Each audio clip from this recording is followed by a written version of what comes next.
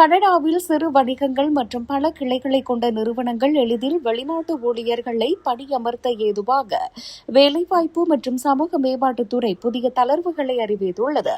பல்வேறு சிறிய வேலைத்தலங்களை கொண்டுள்ள நிறுவனங்களுக்கு இந்த புதிய விதிமுறை பெரிதும் பயனளிக்கும்.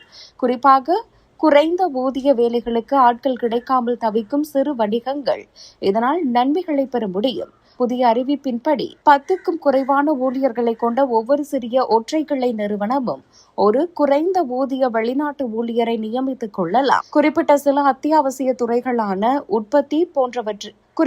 அத்தியாவசிய துறைகளான சுகாதாரம், கட்டுமானம் மற்றும் உணவு உற்பத்தி போன்றவைகளில் இயங்கும் நிறுவனங்கள் தங்களது ஒவ்வொரு கிளைக்கும் அதிகபட்சமாக 2 ஊழியர்களை நியமிக்கலாம். முன்னதாக ஒட்டுமொத்த நிறுவனத்தின் மொத்த ஊழியர்களின் எண்ணிக்கையை கொண்டே இந்த வரம்பு கணக்கிடப்பட்டது. ஆனால் தற்போது தனித்தனி கிளைகளின் அடிப்படையில் இது மதிப்பிடப்படுகிறது. பணியாளர்களின் எண்ணிக்கையை கணக்கிடும்போது முழுநேர, பகுதி நேர பணியாளர்கள் மற்றும் இன்னும் வேலைக்கு வராத வெளிநாட்டு ஊழியர்களையும் சேர்த்து கணக்கில் கொள்ள வேண்டும். குறைந்த ஊதிய பிரிவின் கீழ் வெளிநாட்டு ஊழியர்களை வேலைக்கு அமர்த்தும் நிறுவனங்கள் அவர்களின் பயண செலவு மற்றும் மருத்துவ காப்பீடு போன்ற விதிகளை முறையாக பின்பற்ற வேண்டும்.